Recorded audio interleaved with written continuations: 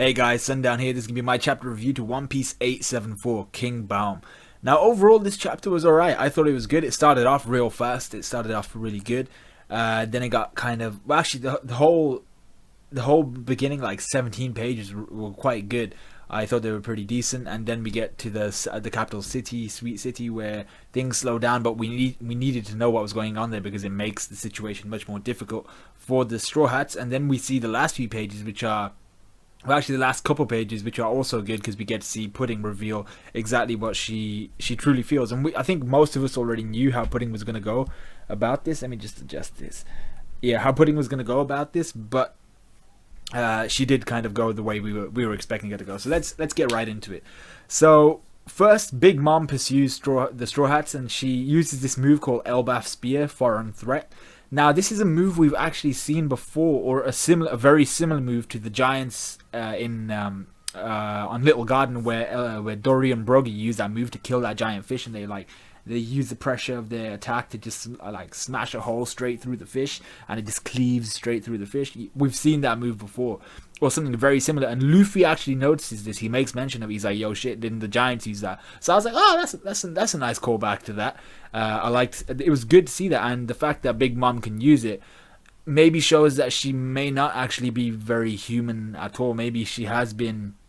Maybe there is some sort of giant element to it. Was she actually born of those two individuals who we saw in her flashback? I'm not too sure, but she doesn't seem to be a normal kid. She's at least probably gained some of the moves of the Giants, and that's what we see. And then we go on to see why Oda's like suddenly shoehorned that Lady Tree and King Baum relationship last chapter. It was so that Nami could this chapter spur on King Baum once he got hit by that foreign threat move and half of him gets cleaved off. And Nami just spurs him on. She's like, "Bitch, you gotta carry on. You got a fiance to get back to." So King Baum's like, "Yeah, I gotta do this." So he's spurred on by his relationship. Then Nami prevents Big Mom's next shot from landing. She was about to use foreign threat again. She can just pop him out. Luffy was actually gonna do something here. I'm not sure what he was thinking of, but he was gonna do something. He was like, we're not gonna be able to dodge this. I gotta do something." And Nami was like, "Bitch, please let me do this." So Nami is doing MVP caliber stuff again, even though Brook is the unanimous MVP for this whole arc. Nami is still making a name for herself, or at least a case for why she should be even close to MVP. She uses her thundercloud tempo thing, with her, I forgot what her staff is called, but she uses the thundercloud tempo and produces those thunderclouds. And Zeus, being an entity that's derived from Big Mom's soul, he has the same gluttony that Big Mom does. So he's attracted to those thunderclouds, and maybe it's to do with static charge, clouds attracted to each other and all that type of stuff, but also it's his gluttony. He eats one, he's like, "Yo, shit, this is some tasty shit." So he carries on munching them, and as he's eating them, Big Mom slips from underneath him because he moves from beneath her, and she just lands on her face on the ground. And Prometheus and Napoleon are like, "The fuck? What are you doing, boy?" So Nami had a really good idea then. She really saved him with her quick thinking. Even though some people were calling that kind of an ass pull, we knew that Nami's weather handling was going to come into play somewhere in this arc, and I thought this was a good place to do it because it kind of made sense. He thunder likes thunder, all that type of stuff, but static charges will definitely have something to do with clouds at least. And then the fact that it shares Big Mom's gluttony, Zeus shares Big Mom's gluttony, that was always going to play a part. So then we see the seducing woods are arranged in such a fashion that the Straw Hats would just have to run in a straight line on King Baum, and they'd get straight to the southwestern coast, and they'd be able to leave on the Thousand Sunny.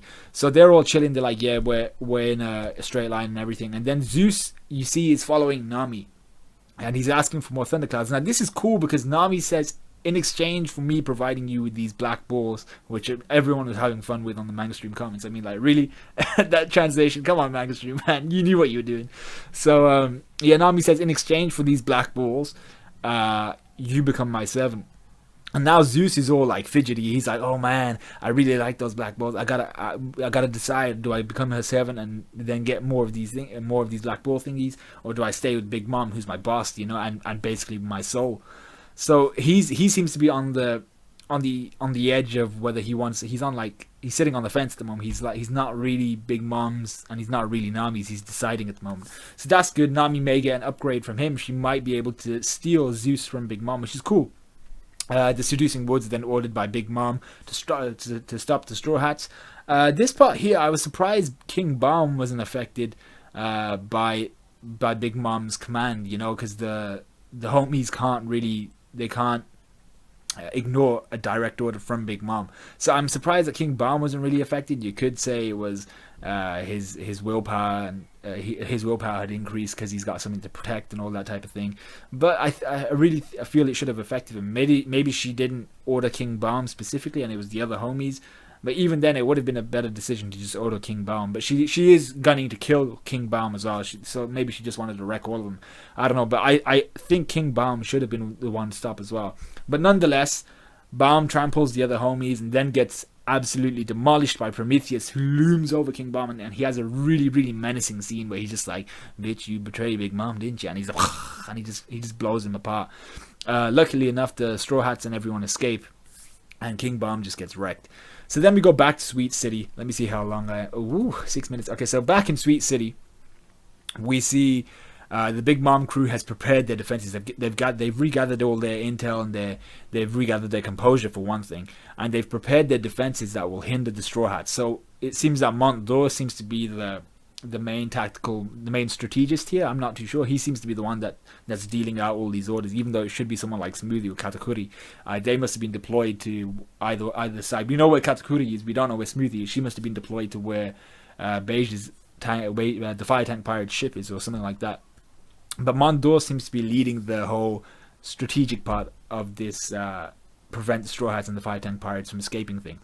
So we find out that 10,000 troops are ready to be deployed in the Mirror World. They're chilling with Brûlé and Oven by the looks of things. And then a whole host of other Big Mom pirates. We see the southwestern coast is being sieged by ships from like other islands around the whole Totland thing. So I think it was Tot Island and all that shit.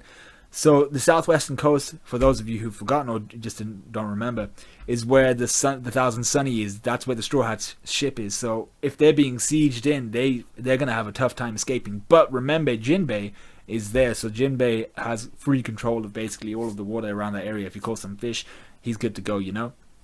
So then we see, this was the best part of the chapter for me. I was like, yo, this raises so many questions, and I don't know how this can go on. We see Katakuri awaiting the Straw Hats on the Thousand Sunny. He's just sat there, and it's easy enough to realize how he got there. There's a mirror on the Thousand Sunny. Must have been Nami's room or something, Nami and Robin's room. And using Brûlé's power, they deployed some troops alongside Katakuri inside the Thousand Sunny. So he's just there chilling, and I was like, what? So now the first question was, the vibe he was giving me was really weird. He seemed to be a little bit too nonchalant about it, and he was just sat there doing nothing, you know. You'd expect Katakuri to be out there actively trying to hunt down the Luffy at the least, but he's just sat there. So I was wondering, is he still loyal to Big Mom? He doesn't strike me as the type of character who would betray his crew or betray Big Mom for that matter, but he also said that he would take Luffy's head. The way he said, though, he said, "I'm here just in case Big Mom fails to kill off the Straw Hat crew." It gives me that vibe of him having had enough of Big Mom's shit. You know, her going apeshit crazy every time there's not enough cake or some shit like that. He looks tired, and we don't know how he got those scars on his cheeks. You know, the Chelsea grin type thing. It might have been a thing Big Mom did to him. We don't know. Additionally, the other thing I'm confused about is he hasn't destroyed the Thousand Sunny. Now, I understand it's made out of Adam wood and all that, and it's pretty much indestructible, but there must be something he can do to damage the ship or break the rudder or something like that to prevent it from moving. So the fact that he hasn't done that suggests, once again, I don't know what he's doing there. Is he there waiting to ambush the Straw Hats, or does he have something else in mind? Also, he must know he's been a pirate for long enough to understand that he's at a big disadvantage near all that seawater, specifically because his mochi fruit is weak against water anyway, but seawater he's weak against as a devil fruit user, and Jinbei's in the party escaping, so he's gonna have a hugely difficult time if Jinbei decides, you know what, I'm gonna kick the shit out of you, because he's at a huge disadvantage near all that seawater, and Luffy wouldn't have to do shit. So Jinbei could be the second most MVP of this arc if he just takes out Katakuri and those ships which are sieging the southwestern coast. Like I said, I think Jinbei will deal with him and remove Katakuri's mochi, but I don't know Katakuri's intentions. Let me know what you guys think in the comments below. So then lastly, and this is going to be a long review, man, but lastly, Beige is escaping. We see Pudding flying beside him on her magic rug, Aladdin type of shit. And then Pudding reveals her true intentions. We knew this was going to happen. She needs Chiffon to help make the cake to save Sanji and the crew. So she's fallen head over heels for Sanji, and she wants to save him. She's like, we got to make this cake so that we can stop Big Mom. And then we can save Sanji and crew. Now I'm not sure how this is all going to tie in together. She's obviously going to make the cake stop Big Mom, but I'm not sure how she's going to get there in time. Maybe on the carpet back or something, I don't know. But she needs to make that cake, fly over to the southwestern coast quick time, and save Sanji and crew. But Katakuri's still going to be there, so maybe she might be responsible for altering Katakuri's mind or something and preventing him from getting rid of the Straw Hats. Because if Katakuri it has decided on, I'm going to kill the Straw Hats, they won't know unless Sanji uses his observation haki, or Luffy or anybody uses their observation haki in advance, but they won't, because it's their ship, they feel safe on their ship. So Katakuri's just chilling there, and if he's deciding to kill them, he should be able to take down at least one of them without being identified first, and then once he's taken that person down, then he'd get identified. But Katakuri here is now, Pudding was the wild card, like last chapter when we didn't know her intentions, even though I said that she would be, and actually loads of people said that she'd turn to the light side. But now it's Katakuri, we don't really know what he's doing there. He's too logical to have not already done something in terms of destroying the ship or breaking the ship in some way. And maybe he knows maybe he's just overconfident, I don't know. But let me know what you guys think about Katakuri and all this. Let me know what you guys thought of the chapter.